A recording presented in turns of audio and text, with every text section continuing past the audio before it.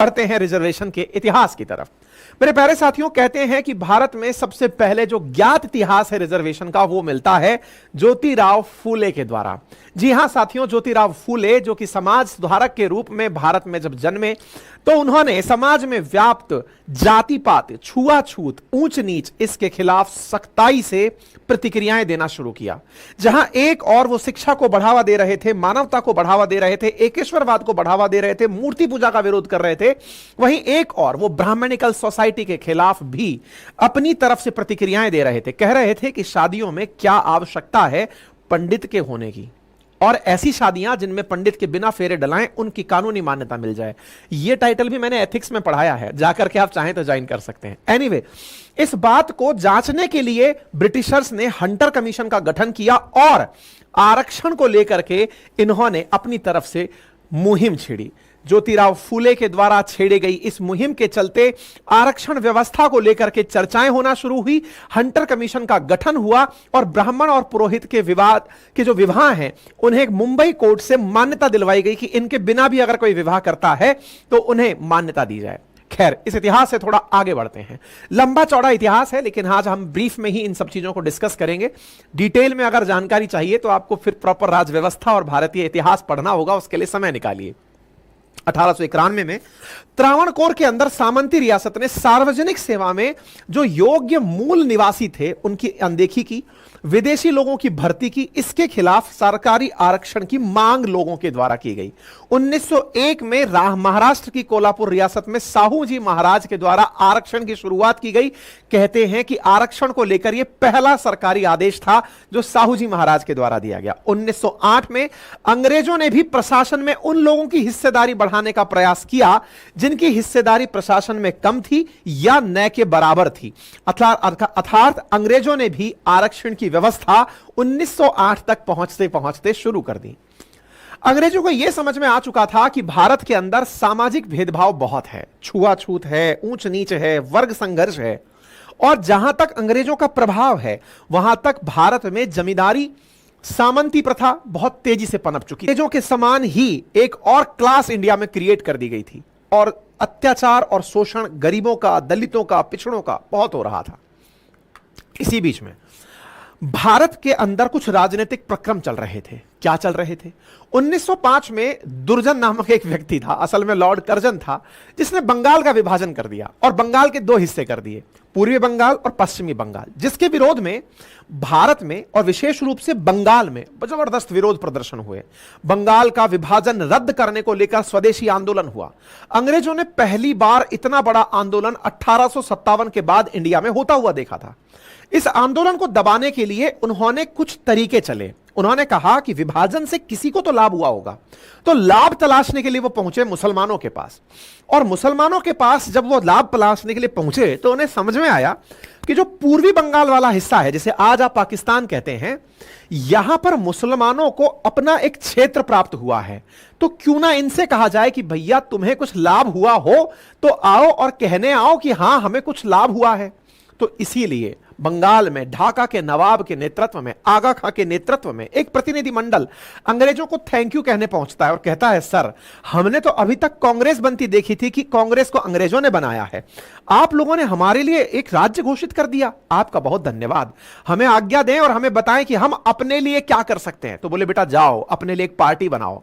Party का नाम रखा गया मुस्लिम लीग। कहते हैं साथियों कि अंग्रेजों के द्वारा ही कांग्रेस की स्थापना करवाई गई थी, अंग्रेजों के द्वारा ही मुस्लिम लीग की स्थापना करवाई गई। और इस इतिहास में इस बात को लेकर बड़ी बहस छिड़ती है कि साहब को प्रेशर कुकर के अंदर जो सेफ्टी वाल्व लगाया जाता है, क्या वो थी कांग्रेस?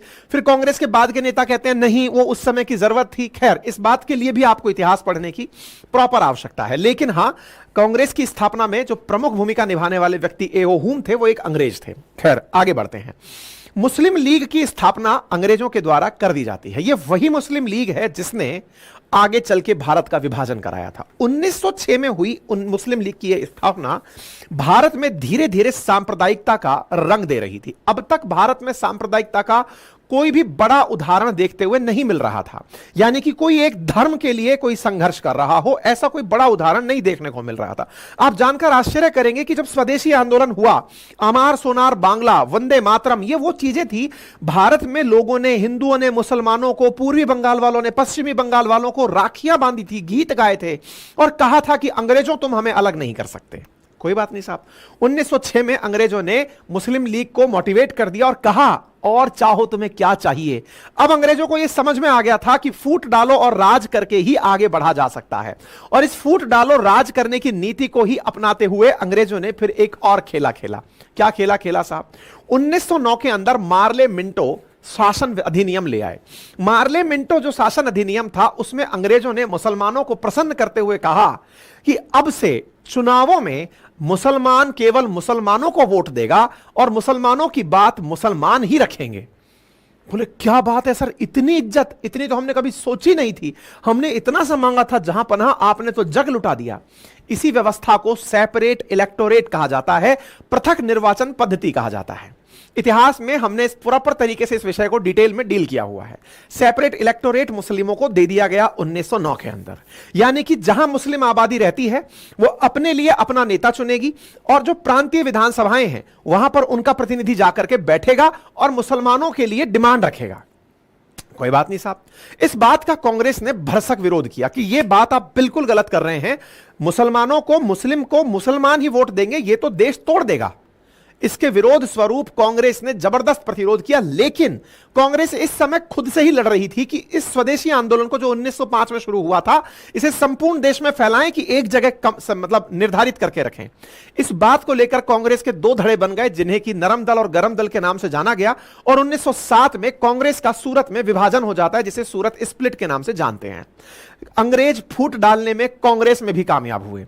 जो कुछ क्रांतिकारी विचार के कांग्रेसी थे वो गरम दल के नेता लाल बाल पाल कहलाए, और बाकी जो पुराने कांग्रेसी थे वो नरम दल के नेता कहलाए। 1907 में जहां एक और कांग्रेस का विभाजन हो गया, 1906 में जहां मुस्लिम लीग का उद्घाटन हो गया, और 1909 के अंदर अंग्रेजों द्वारा मुस्लिमों को बढ़ावा देते हुए उनके लिए एक अलग मुस्लिम लीग की मान्यता, और साथ ही साथ मुसलमानों को मुसलमान ही वोट देंगे, सेपरेट इलेक्टोरेट की मान्यता देकर के भारत में पाकिस्तान के निर्माण का पौधा लगा दिया था। मेरे प्यारे साथियों, यह बात मैं आपको क्यों बता रहा हूं, क्योंकि यहीं से शुरू हुई यह सेपरेट इलेक्टोरेट की प्रथा आगे चल करके कम्युनल अवार्ड के रूप में और बाद में जाकर पुनः पैक्ट पे जाकर रुकी थी। इसलिए भारत के आज के निर्माण में 1906 में 1909 में जो लगाए गए पौधे थे वो किस प्रकार से भारत को तोड़ने तक पहुंचे थे, उसे समझना होगा। इतिहास को समझने के लिए पढ़ना थोड़ा जरूरी है। मैं बार बार कहूंगा, इंटरेस्ट है तो जीएस पढ़िएगा, जो हमने डिटेल में पढ़ाई हुई है एप्लीकेशन पर। अदरवाइज इस कहानी को थोड़ा पेशेंस से सुनिएगा, पॉज लगा लगा कर सुनिएगा। आगे बढ़ते हैं, मैं कुछ पॉइंट्स बीच बीच में उठा करके दौड़ाते हुए ले चल रहा हूं। 1909 के बाद घटना निकली, भारत में विरोध चलता रहा, लेकिन अंततोगत्वा बंगाल विभाजन रद्द हुआ। कलकत्ता से उठा करके भारत की राजधानी को दिल्ली ट्रांसफर 1911 के अंदर कर दिया गया। कोई बात नहीं, अंग्रेजों ने इसे अपनी हार के रूप में माना। करजन जिसने यह काम किया था, जिसे मैं अक्सर दुर्जन कहकर संबोधित करता हूं, उसने भारत में एक ऐसी नींव डाल दी थी जो कि विभाजन तक पहुंचने वाली थी। खैर कोई बात नहीं, आगे बढ़ते हैं साहब। अंग्रेज ये समझ चुके थे कि अब भारत की बहुमत पर राज करने के स्थान पर छोटे छोटे टुकड़ों को अगर खुश किया जाए तो वो हमारे साथ मिलकर काम करने लगेंगे। इसी को ध्यान में रखते हुए 1919 में मॉन्टेग्यू चैम्सफोर्ड संशोधन हुआ या शासन अधिनियम आया, और 1919 के अंदर मॉन्टेग्यू चैम्सफोर्ड शासन अधिनियम के अंदर या भारत शासन अधिनियम के अंदर अंग्रेजों ने भारत में जो मुसलमानों को दिया जाता सेपरेट इलेक्टोरेट, यानी कि मुसलमान को वोट देगा, ऐसा ही अब सिख को ही वोट देगा। ध्यान से सुनिएगा, यूरोपियन को ही वोट देगा, क्रिश्चियन को ही वोट देगा, एंग्लो इंडियन को ही वोट देगा। ऐसा करके उन्होंने इन कैटेगरीज में भी सेपरेट इलेक्टोरेट कर दिया। इसका मतलब सोचिए, प्रांतीय विधानसभाओं में जहां निर्वाचित होकर प्रतिनिधि जाने थे, उन विधानसभाओं में निर्वाचन के लिए अब मुसलमानों की तरह और लोगों का भी प्रतिनिधित्व होने लगा। क्या आपको अब यह नहीं लगता कि जहां भारत पहले तक एक था, अब उस एक भारत में से पहले मुस्लिमों को अलग किया, अब सिखों को अलग कर दिया, क्रिश्चियंस को अलग कर दिया, एंग्लो इंडियंस को अलग कर दिया, यूरोपियंस को अलग कर दिया, और ये सब लोग खुश हैं कि हमारा प्रतिनिधि संसद में बैठेगा। हमें औरों से मतलब नहीं है। एक बड़ी कम्युनिटी जो अभी तक सारे भारतीय के नाम से जानी जाती थी, अब उस भारत में हिंदू वर्सेस रेस्ट होने लगा था। अंग्रेजों का मन ऐसे भी नहीं भरा, बोले इतनी बड़ी पॉपुलेशन में अभी तो हमने इतना सा ही तोड़ा है, चलो आगे बढ़ते हैं। और साथ में अंग्रेजों ने यह भी कहा कि 1919 में जो हमने फैसले लिए हैं इसकी समीक्षा अगले 10 साल बाद करेंगे। अच्छा, इसी बीच में एक गलती जो कांग्रेस से हुई, इतिहास में जिसे बड़ी भूल कंसीडर किया जाता है, वो है खिलाफत आंदोलन के समय भारत के अंदर कांग्रेसी नेताओं के द्वारा मुसलमानों की जो सेपरेट इलेक्टोरेट की बात थी, उस सेपरेट इलेक्टोरेट की बात को मान्यता दे दी गई। यानी कांग्रेस ने अपनी तरफ से एक बहुत बड़ी जो उस समय की बुराई थी उसे यह कहते हुए स्वीकार कर लिया कि अरे कोई बात नहीं, तुम अगर अंग्रेजों को भगाने के लिए हमारे साथ आ जाते हो तो हम तुम्हारे साथ खिलाफत आंदोलन में जो तुर्की के अंदर कमाल पाशा के लिए हो रहा है, हम तुम्हारा साथ देंगे। मुसलमानों का साथ पाया गया अंग्रेजों को भगाने के लिए, और मुसलमानों को साथ दिया गया तुर्की के अंदर बैठे हुए एक और प्रतिनिधि को, खलीफा को बिठाने के लिए। भारत में हुआ यह एक बहुत ही बुरा निर्णय था, क्योंकि यहीं से अपीजमेंट यानी तुष्टीकरण की नीति की शुरुआत मानी जाती है कि यदि किसी की कमी को आपने बढ़ावा दिया, आप जो अब तक कह रहे थे जो गलत है, लेकिन सत्ता तक पहुंचने के लिए, अंग्रेजों को भगाने के लिए अगर आपने इसका साथ दिया तो यह एक गलत फैसले में कंसीडर किया जाता है। इतिहास बहुत कुछ कहता है। कई बार हम देखते हैं ना, कुछ राजनीतिक दल शुरुआत में एक दूसरे का विरोध कर रहे होते हैं, फिर एक दूसरे के साथ सरकार में बना लेते हैं, जनता अपने आप को ठगा सा महसूस करती है कि यार ये क्या हो गया है, कल तक तो ये कह रहे थे कि ये चोर है, अब ये यहां पर आकर के साथ में साहूकार कैसे बन गया है। ये जो चीज है ये 1916 में भारत में घटित हुई। खैर आगे आते हैं। 1919 का दौर निकला। 1919 के बाद से 10 साल बाद 1929 में की गई व्यवस्था का रिव्यू करने के लिए अंग्रेज आने वाले थे, और अंग्रेजों ने 10 साल की जगह 1927 में ही साइमन की अध्यक्षता में एक साइमन आयोग इंडिया भेज दिया। और वो साइमन आयोग यह चेक करने आया था कि जो 1919 में हमने व्यवस्था दी थी वो सही है या फिर उसमें कुछ और परिवर्तन करना है। जैसे ही साइमन कमीशन आया 1927 में, भारत के अंदर उसका विरोध होने लगा कि यार तुम लोगों ने कहा था 10 साल में आओगे, एक तो तुम पहले ही 7 साल में आ गए, 8 साल में आ गए, और इतने कम समय में आकर रिव्यू और कर रहे हो, और हमको ले नहीं रहे हो इस मीटिंग में। हमको तो बिठाओ इस मीटिंग में साइमन के साथ, हम बताएंगे ना कि तुमने जो किया वो गलत किया या नहीं। तुम हमको ऐसे क्यों ट्रीट करो जैसे हम चूहे हैं, कि हम पर प्रयोग चल रहा है, देखने आए हैं कि कितने चूहे मर गए, कितने जिंदा हैं, हमें बिठाओ इस मीटिंग में। भारत में कांग्रेस के नेतृत्व में उस समय साइमन गो बैक के नारे लगे, साइमन वापस जाओ, साइमन गो बैक के नारे लगे। साइमन गो बैक के ही नारों में मेरे प्यारे साथियों एक घटना हुई, और दुर्भाग्यपूर्ण घटना, जिसमें साइमन का विरोध करते समय, अंग्रेजों का विरोध करते समय लाला लाजपत राय पर लाठीचार्ज हुआ, और उस लाठीचार्ज में उनकी मौत हो गई। और जब उनकी मौत हुई तो उस समय लाला लाजपत राय ने एक लाइन बोली थी कि मेरे ऊपर पड़ रही हर लाठी अंग्रेजों पर आने वाले समय में उनके कफन पर ठुकने वाली कील के समान होगी। कोई बात नहीं साहब, और यह सच भी निकली साथियों। जिस सैंडर्स के नेतृत्व में लाला लाजपत राय की हत्या हुई थी, उसी सैंडर्स को भगत सिंह ने गोली मारी थी। यानी कि भगत सिंह को जिस कारण से सजा हुई थी उसमें सैंडर्स की हत्या का बड़ा योगदान था। मतलब सैंडर्स ने जो लाला लाजपत राय के साथ यातनाएं दी थी, उन्हीं को सजा दी थी भगत सिंह ने। खैर थोड़ा और आगे, मैं थोड़ा इतिहास को, बड़े इतिहास को छोटी भाषाओं में समेटने का प्रयास कर रहा हूं, फिर मैं इसको, क्योंकि आज तक लैंड कराना है, तो थोड़ा और जंप करते हैं। अब क्या होता है, 1927 में आया यह साइमन कमीशन, जब कुछ ना कर सका 1928 में इसने अपनी बातें बनाई तो गांधी जी समझ गए कि यार ये अंग्रेज है ना, हमें केवल चूहा समझ रहे हैं, हम पर प्रयोग कर रहे हैं। अब हमें अंग्रेजों को बताना पड़ेगा कि हम आपकी इन नीतियों में साथ नहीं हैं, और जब आपकी नीतियों में हम साथ नहीं हैं तो हम आपके खिलाफ अवज्ञा करेंगे। जो अंग्रेजी कानून है हम कानून तोड़ेंगे। कानून तोड़ने का मतलब क्या होता है? कानून तोड़ने का सीधा सा अर्थ है, अगर आपको कानून तोड़ना है, रास्ते में पुलिस खड़ी है और आपने पुलिस को कहा कि यार मैं आपकी बात नहीं मानता, बिना हेलमेट के मैं निकलूंगा, बत्ती पर नहीं रुकूंगा, तो वो अकेला सिपाही क्या कर पाएगा? कितने लोगों के चालान काटेगा? मान लीजिए एक ही बार में पूरी जनता निकल पड़े, सिपाही देखता रह जाएगा। ये तो आपने अपनी आंखों में शर्म बनाई हुई है, और थोड़ी सी पुलिस आप सबको मैनेज करके चल रही है। जिस दिन जनता खिलाफ खड़ी हो जाए तो फिर पुलिस क्या कर सकती है? एग्जैक्टली उस दिन गांधी जी ने अंग्रेजों से कहा कि अगर हम तुम्हारे कानून तोड़ने लग गए तो तुम्हारे लिए यह बहुत बड़ा चोट होगा, तुम्हारे जो ये डर तुमने माहौल क्रिएट कर रखा है इसके खिलाफ होगा। और गांधी जी ने यही करते हुए, पहले तक क्या होता था ना कि अंग्रेज ही नमक बनाया करते थे, और नमक बनाने का अधिकार अंग्रेजों के पास था, कानून था कि कोई और नहीं बना सकता। अंग्रेजों ने भारत में, गांधी जी ने यही करते हुए साबरमती आश्रम से पैदल चल करके 78 अनुयायियों के साथ साबरमती से निकल करके दांडी मार्च किया और नमक कानून तोड़ा। यह सविनय अवज्ञा आंदोलन का एक बहुत बड़ा आंदोलन माना जाता है। कहा जाता है कि सिविल डिसओबीडिएंट मूवमेंट के तहत गांधी जी ने अंग्रेजों के खिलाफ कानून तोड़कर अंग्रेजों को बताया कि हमने तो केवल अभी एक कानून तोड़ा है। अगर सोचो कि हमारे पूरे देश में ऐसे तुम्हारी बातों को मानने से अगर इनकार कर दिया जाए तो बताओ अंग्रेजों तुम कितने दिन टिकोगे। अंग्रेजों को जब पहली बार जनता का रोष देखने को मिला, हजारों की संख्या में लोगों के द्वारा अंग्रेजी कानून टूटते हुए दिखे, सत्ताएं हिलने लगी। तत्काल प्रभाव से अंग्रेजों ने भारत के क्रांतिकारियों को, राष्ट्रवादियों को अपने प्रभाव से बुलाया कि सभी लोग लंदन चले आओ, यहां राजा जी से, प्रधानमंत्री जी से, जो बड़े लोग हैं उनसे बैठ के टेबल पर मीटिंग कराई जाएगी। साइमन कमीशन की जो रिकमेंडेशंस हैं उनको लेकर भी चर्चा किया जाएगा। आप सब लोग चले आओ, साइमन की मीटिंग में भले ही आप साझा ना हुए हो, आप यहां चले आओ, यहां बैठकर आपसे चर्चा करेंगे। साहब चलते हैं, वहां पे पहुंच गए, साहब जहाज से पहुंचे। फर्स्ट राउंड टेबल कॉन्फ्रेंस में गांधी जी नहीं पहुंचे, सेकंड राउंड टेबल कॉन्फ्रेंस में गांधी जी पहुंचे और अंबेडकर साहब भी पहुंचे। गांधी जी ने कहा कि बताओ भाई क्या बात है, और इस चीज को वहां पर बड़े अच्छे से दर्ज किया जाता है। यही कारण है कि गांधी जी के बारे में कहते हैं, गांधी जी वहां पहुंचे थे, लोग उनके बारे में यह जांचने के लिए आते यार एक अकेले आदमी ने जिसने बदन पर एक कपड़ा पहना हुआ है, लाठी लेकर के कैसे अंग्रेजों की चूल्हे हिला दी। अखबारों की सुर्खियां गांधी जी थे कि गांधी जी यहां आ रहे हैं। इसी कारण से गांधी जी के वहां पर स्टैच्यूज लगे हुए हैं। गांधी जी एक बड़ी शख्सियत बनकर वहां पहुंचे, राउंड टेबल पर बैठे, चर्चाएं होने लगी। गांधी जी ने अपनी तरफ से मांगे रखी कि हम लोग भारत में यह सब चाहते हैं।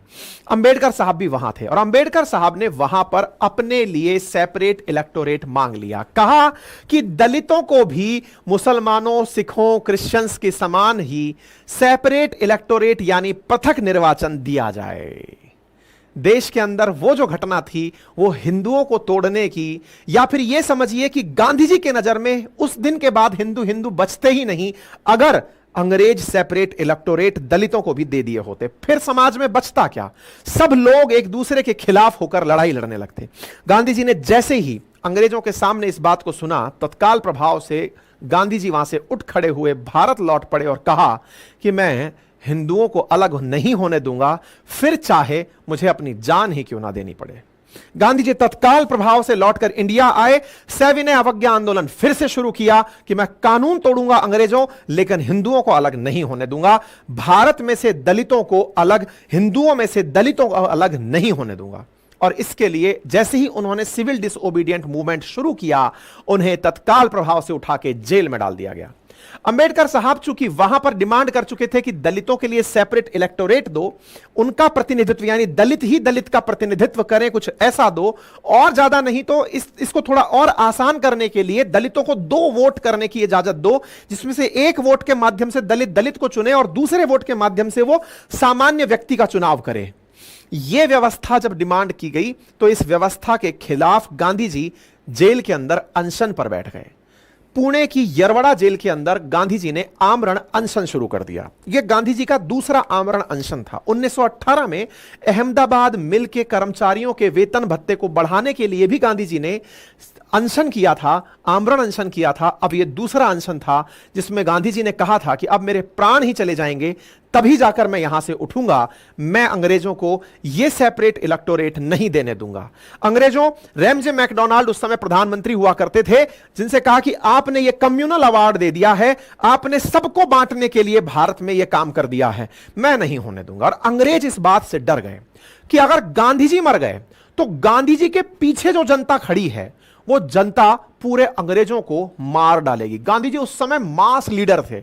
आज के जो राजनेताओं को आप राजनीति करते हुए देखते हैं ना, चाहे कोई पद यात्रा कर रहा है, कोई जनसंवाद कर रहा है, कपड़े जो है वो खादी पहन रहा है, ये सब गांधी जी से कॉपी पेस्ट है। हर नेता अपने स्तर पर जो भी यात्राएं कर रहा है, गांधी जी ने भारत में राजनीतिक पार्टी ज्वाइन करने से पहले जन जन के बीच में घूम करके पहले समस्याओं को समझा। एक व्यक्ति जो फर्स्ट क्लास में सफर करता था, पढ़ाई करने के लिए विदेश गया, वकालत करने के लिए विदेश गया, लेकिन जब भारत लौटा तो पहले भारतीयों को समझने के लिए जन जन के बीच जाकर के उनका जैसा अतायर ग्रहण किया, उन जैसा खाया, उनकी तरह ही मिनिमम खर्चों के साथ जीवन यापन किया। वो व्यक्ति अब आमरण अनशन पर था। जबरदस्त फैन फॉलोइंग थी। शायद भारत ने ऐसी फैन फॉलोइंग आज तक किसी राजनेता की नहीं देखी। सब बकवास है। दुनिया जिसे मानती है वो महात्मा गांधी। महात्मा गांधी जी बैठ गए कि नहीं साहब, मैं तो नहीं हटूंगा, अब मरे ही मैं हटूंगा।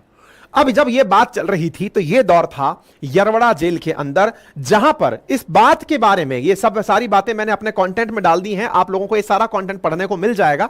यरवड़ा जेल के अंदर अब प्रोटेस्ट चल रहा है और इस प्रोटेस्ट के अंदर ये सारी चीजें चल रही हैं। गांधी जी यहां बैठे हुए हैं और गांधी जी यहां बैठ करके अपने स्तर पर अपनी तरफ से यह फैसला ले लेते हैं 18 सितंबर को कि अब मैं तभी उठूंगा जब मैं इस फैसले को वापस रद्द नहीं करवा देता। रैमजे मैकडोनाल्ड को इन्होंने अपनी तरफ से पत्र लिखा अगस्त 18, 1932 को कि तुमने ये जो किया है ये बहुत गलत किया है, अब मैं इस चीज में जब तक अपने प्राण नहीं दे देता मैं तभी जाकर उठूंगा। गांधी जी के द्वारा किया गया यह प्रोटेस्ट अब धीरे धीरे सितंबर की कुछ तारीखें क्रॉस करने लगा। 18 सितंबर को शुरू हुआ जेल के अंदर यह आमरण अनशन अंग्रेजों की धड़कनें बढ़ाने लगा कि अगर गांधी जी मर गए तो लोग पत्थरों से हमें मार मार कर भगा देंगे। ऐसी स्थिति में 22 सितंबर के दिन अंबेडकर साहब जो हैं वो गांधी जी से मिलने यरवड़ा के जेल में यानी पुणे के अंदर पहुंचते हैं। गांधी जी के सेक्रेटरी थे महादेव देसाई, उनके नोट्स के मुताबिक अंबेडकर ने कहा कि वे दलितों के लिए पॉलिटिकल पावर चाहते हैं, यह उनकी बराबरी के लिए जरूरी है। दोनों अपनी जिद पर अड़े रहे। 23 सितंबर को भी इस बात पर कोई निष्कर्ष नहीं निकला। क्रिस्टोफर जॉफर लॉट अपनी पुस्तक डॉक्टर अंबेडकर एंड अनटचेबिलिटी में लिखते हैं कि अगली सुबह महात्मा गांधी के बेटे देवदास गांधी नम आंखों के साथ अंबेडकर के सामने गिड़गिड़ाते हुए पहुंचे और कहा कि पिताजी की तबीयत ज्यादा बिगड़ रही है। इस बात को सुनने के बाद अंबेडकर साहब ने भी गांधी जी से मिलने का और अपनी बातों पर विचार करने का निर्णय लिया। यरवड़ा जेल में उपवास के तीसरे दिन 23 सितंबर को महात्मा गांधी का ब्लड प्रेशर खतरे से ऊपर बढ़ने लगा। अंबेडकर समझौते के लिए तैयार हो गए। 24 सितंबर को शाम 5 बजे पूना पैक्ट पर 23 लोगों ने हस्ताक्षर किया। हिंदुओं और गांधी की तरफ से मदन मोहन मालवीय ने इस पैक्ट पर हस्ताक्षर किए, वहीं दलितों की तरफ से अंबेडकर ने साइन किए। यहां पर ये जो हिंदुओं की बात की जा रही है, यहां पर कम्युनली इनको अलग कर दिया गया कि आप अलग हैं, दलित अलग ट्रीट किए जाएंगे, शेष सभी हिंदू हैं। यानी कि दलित को मुसलमानों की तरह, क्रिश्चियन की तरह सेपरेट जो ट्रीट किया गया, इसी को कम्युनल अवार्ड कहा गया था कि तुम ये कर क्या रहे हो। अब यहां पर एक पेपर पर साइन होता है जिसे पूना पैक्ट कहा जाता है। मैंने आपसे सेशन की शुरुआत के अंदर ही इस प्रश्न को पूछा था और मैंने आपसे इस प्रश्न में यही सवाल किया था कि बताइए पूना पैक्ट कब हुआ था। संभवतया आपको अब जवाब मिल चुका होगा। यहां पर समझौता हुआ और इस समझौते के अंदर यह बात निष्कर्ष निकलकर आई। अब इस बात को ही पकड़ लेना क्योंकि यहां से ही आज का सेशन शुरू होता है जिसमें अंबेडकर साहब 10 साल के लिए राजी हुए। क्या है जरा ध्यान से सुन लीजिएगा। दलित समेत सभी हिंदू उम्मीदवार वोट करेंगे। हिंदुओं और दलितों के बीच अंतर को खत्म करने के लिए टाइम लिमिट पर 10 साल की पाबंदी वो लगाई गई। शुरुआत में महात्मा गांधी जी 5 साल के लिए ही अड़े हुए थे। यह क्या कहानी है? तय यह हुआ कि अलग से प्रतिनिधित्व की मांग क्यों की जाए, क्यों यह कहा जाए कि दलित दलित को वोट देगा, क्यों ना यह किया जाए कि हम दलितों के लिए कुछ सीट ही रिजर्व कर देते हैं जहां पर दलित उम्मीदवार खड़ा होगा और दलित उम्मीदवार को एक सामान्य व्यक्ति भी वोट देगा, जनरल कैटेगरी का व्यक्ति भी वोट देगा और उसे अपना नेता चुनेगा। क्यों ना ऐसा किया जाए कि कुछ क्षेत्र जहां पर दलितों का प्रभाव है, दलित संख्या में ज्यादा हैं, वहां पर कुछ कम संख्या में अगर सामान्य जाति के लोग भी हैं तो ऐसी स्थिति में उनका नेता दलित ही बने। सब वोट एक ही आदमी को क्यों ना दें, दलित ही दलित को क्यों दें, हम सबके लिए। और साथियों यहीं से आरक्षण की शुरुआत हुई। रिजर्वेशन जो शब्द है ना, जो आज की राजनीतिक व्यवस्था में, लेजिस्लेचर में जहां आज आप देखते हैं, वो यहीं से विधिवत रूप से शुरू माना जाता है। कहा जाता है कि तब सी राजगोपालाचारी ने सुझाव दिया कि ये जो 10 साल की चर्चा है, क्योंकि गांधी जी अड़े हुए थे 5 साल तक ही रिजर्वेशन दो, उधर से साहब अंबेडकर साहब अड़े हुए थे 15 साल तक दो, दोनों के बीच में 10 साल की बात हुई। राजगोपालाचारी जी ने कहा कि फिलहाल जरूरी यह है कि आप दोनों समझौता करें, उसके बाद में इस बात को देख लेंगे। यहां पर पैक्ट पर साइन होता है, इसे लंदन भेजा जाता है। कहते हैं रैमजे मैकडोनाल्ड किसी उस समय शांति सभा में, शोक सभा में गए हुए थे, उनके पास जैसे ही वो लेटर पहुंचा वो तत्काल बीच में से उठकर आए और उस पैक्ट को पढ़कर उस पर साइन किया और कहा कि भेज दो इसे वापस। यानी कि हम इस बात को मानने के लिए तैयार हो गए हैं कि हम दलितों को सेपरेट इलेक्टोरेट नहीं देंगे। गांधी जी की जान बची और उपवास खत्म हुआ और तब जाकर के गांधी जी ने हरिजन उत्थान के लिए कार्य करना शुरू किया। बोले व्यक्ति कर्म से कर्म से हमारे देश में जाति विभाजन की जो व्यवस्था है ना, इसके बारे में थोड़ा सा और जान लीजिए। देश में जो जाति का विभाजन है वैदिक काल में वो कर्म के आधार पर था।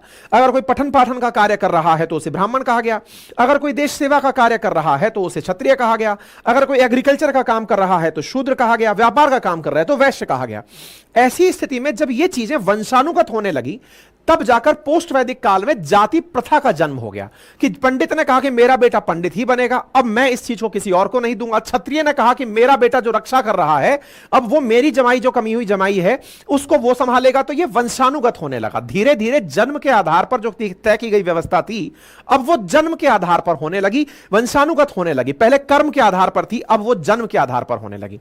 तो गांधी जी ने खुद आकर के फिर हरिजन उत्थान के लिए कार्य करने शुरू किए और उन्होंने खुद ने हरिजनों के साथ मिलकर के सफाई करने का काम शुरू किया और कहा कि साफ सफाई से रहना जरूरी है, यह कार्य सबके लिए जरूरी है। अगर देश के अंदर कोई भी एक व्यक्ति कार्य करना बंद कर दे, व्यापारी व्यापार करना बंद कर दे, कोई सफाई कर्मचारी सफाई करना बंद कर दे, क्षत्रिय रक्षा करना बंद, कोई भी व्यक्ति अपना कार्य बंद कर दे तो देश चरमरा जाएगा। और सभी का सुरक्षित और इज्जतदार तरीके से रहना जरूरी है। आत्मसम्मान के लिए, नेताओं के लिए रिजर्वेशन जरूरी है। तो यह सब बातें यहां पर तय की गई। कभी इस पर और डिटेल में आगे बढ़ेंगे, फिलहाल के लिए ये सब बातें हो गई। इसके बाद 1942 के अंदर बी.आर. अंबेडकर साहब द्वारा अनुसूचित जातियों की उन्नति के लिए अखिल भारतीय दलित वर्ग महासंघ की स्थापना की गई। 1947 में आजादी मिल गई। एससी, एसटी और ओबीसी वर्ग के लिए कई अहम फैसले लिए गए। सामाजिक और शैक्षणिक रूप से पिछड़े वर्ग की स्थिति का मूल्यांकन करने के लिए केलकर आयोग की स्थापना 53 में हुई। रिपोर्ट के अनुसार अनुसूचियों के अंदर संशोधन किया गया। 1979 में मंडल कमीशन स्थापित किया गया। 1982 में सार्वजनिक क्षेत्र और सरकारी सहायता प्राप्त शिक्षण संस्थानों में 15% एससी के लिए और 7.5% एसटी के लिए रिजर्वेशन दे दिया गया। 1990 के अंदर वीपी सिंह ने मंडल कमीशन की सिफारिशें लागू करते हुए 27% आरक्षण उठा करके ओबीसी को दे दिया। अब सवाल यह आता है कि आरक्षण आफ्टर ऑल जरूरी क्यों है? इस बात को समझने के लिए पहले एक तस्वीर देखते हैं, उसके बाद आरक्षण क्यों जरूरी है इस पर आते हैं। एक मैच चल रहा है साथियों, आप उस मैच को देखने के लिए इस बाउंड्री के पार अगर देख पाएंगे तभी आप मैच का आनंद ले पाएंगे। इस बाउंड्री के इस पार 3 लोग खड़े हुए हैं। तीनों लोग एक ही स्थिति पर हैं। इनमें से एक व्यक्ति अपनी हाइट का फायदा लेता है और मैच को पूरे आनंद के साथ देखता है। एक हाइट में थोड़ा कम है लेकिन जैसे तैसे करके देख लेता है। एक व्यक्ति जिसकी आंखें तो सही हैं लेकिन उसके सामने खड़ी इस दीवार को वो तोड़ ही नहीं पा रहा है, वो इसके पार देख नहीं पा रहा है, किसी तरह से स्ट्रगल कर रहा है। इस व्यक्ति को अगर मैच दिखाना हो तो क्या करें? इसके नीचे कुछ सपोर्ट दे दें। यह रहा सपोर्ट और इसी सपोर्ट को रिजर्वेशन कहा गया, जिसमें जमीन से खड़ा हुआ यह व्यक्ति जब अपनी तरफ से इस मैच को देखने में कामयाब हो जाए, किसी एक के नीचे रखे ब्लॉक को इसके नीचे रखे ब्लॉक को इसके पास रख दिया जाए तो यह व्यक्ति भी अब आसानी से मैच देखने में कामयाब हो जाएगा। यहीं से रिजर्वेशन की व्याख्या निकल कर आती है। हां, लेकिन इस तरह की प्रतिबंध ही ना रहे तो वह पूरी तरह का लिबरेशन है कि हमको कोई बाउंड्री के पार देखना ही नहीं है, सबको सब कुछ एक्सेसिबल है। लेकिन रिजर्वेशन असल में समाज की जो ऐतिहासिकता है, जो ऐतिहासिक अन्याय है, उससे पिछड़ी जातियों को निकालने के लिए, पिछड़े वर्ग के लिए समान अवसर प्रदान करने के लिए, राज्य के अधीन सेवाओं में पिछड़े वर्गों का पर्याप्त प्रतिनिधित्व करने के लिए, पिछड़े वर्गों की उन्नति के लिए, योग्यता के आधार पर समानता सुनिश्चित करने के लिए, सभी लोगों को योग्यता के आधार पर नापने के लिए पहले समान स्तर पर लाया जाना जरूरी है। इसलिए रिजर्वेशन जरूरी है। यानी कि रिजर्वेशन की सबसे बड़ी आवश्यकता क्या है कि अगर किसी की ऐतिहासिकता रही है कि जिसने कभी सुविधाओं का लाभ ही नहीं लिया, उदाहरण के लिए कुछ लोग इंक्लूडिंग मैं, अगर मैं अपनी बात करता हूं तो मेरे फादर, मेरे फादर के फादर, उनके फादर, वो सभी लोग एजुकेशन के साथ कनेक्टेड रहे, जिसका लाभ मुझे आज भी प्राप्त होता है क्योंकि मैं अवेयर सिटीजन के रूप में रहता हूं। वहीं कोई एक मेरा मित्र जिसके परिवार में किसी ने शिक्षा प्राप्त ही नहीं की थी, मेरे ज्ञान की वजह से जो मुझे अपॉर्चुनिटीज पता चली, संभवतः ज्ञान के अभाव में उसे ना पता चली होती। इसी कारण से सरकारी सेवाओं में और शैक्षणिक संस्थाओं में प्रवेश के लिए रिजर्वेशन का प्रावधान रखा गया। उम्मीद है कि आप इस बात को अब समझ पा रहे हो। और जहां तक रही बात पूना पैक्ट की, क्योंकि पूना पैक्ट असल मायने में उस समय की जो लेजिस्लेचर थी उसमें भेजने के लिए रिजर्वेशन था, तो देश के अंदर आज भी हमारी लोकसभा में रिजर्वेशन की व्यवस्था है। जरा आप इधर देखिए, 543 पार्लियामेंट की अगर कॉन्स्टिट्यूएंसीज हैं तो इनमें से 84 सीट आज भी शेड्यूल कास्ट के लिए रिजर्व हैं और 47 सीट्स शेड्यूल ट्राइब के लिए रिजर्व हैं। यह आपके सामने अपडेट है। यानी कि जनसंख्या में जितना शैक्षणिक संस्थाओं में, सरकारी संस्थाओं में, एजुकेशनल इंस्टीट्यूशंस में और नौकरियों में जैसे आरक्षण दिया गया, वैसे ही हमारे लिए संसद में भी रिजर्वेशन की व्यवस्था की गई। ठीक है साहब। इसके अलावा और संवैधानिक उपबंध क्या है? तो अनुच्छेद जो हमारा मूल अधिकार है, आर्टिकल 15 क्लॉज 4 और 16 क्लॉज 4। अब यही वो बात है जिसको लेकर के सबसे ज्यादा विवाद है। असल में हमारे मूल अधिकारों में संशोधन संभव नहीं है, और अगर संशोधन करना है तो 3/4 बहुमत, 2/3 बहुमत आपको कुल सीटों का आपके पास होना चाहिए। आधे से अधिक राज्यों की सहमति आपके पास होनी चाहिए, तब जाकर के आप मूल अधिकारों में संशोधन के बारे में विचार कर सकते हैं। ऐसी स्थिति में जो कांग्रेस के द्वारा प्रचार किया गया, इधर बीजेपी ने तो अपनी तरफ से प्रचार किया कि हम 400 पार, उनका कहना था पहले ही हम 300 पार तो ले आए थे, हमने इतना अच्छा काम किया है, हम 370 हटा दिए, हम राम मंदिर बनवा दिए, हमने अपने स्तर पर देश की इकोनॉमी को बूस्ट कर दिया, हमने दुनिया भर में नाम कर दिया, अब तो हमको लोग इतना पसंद करते हैं कि ये 300 नहीं 543 में से 400 से ज्यादा सीट दिलवाएंगे।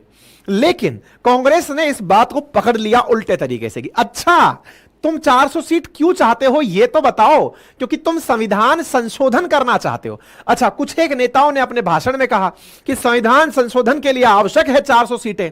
तो भाई साहब, संविधान संशोधन की लाइन पकड़ ली कांग्रेस ने और अपोजिशन ने कि बीजेपी 400 पार कहती क्यों है, क्योंकि इन्हें अल्टीमेटली संविधान में संशोधन करना है।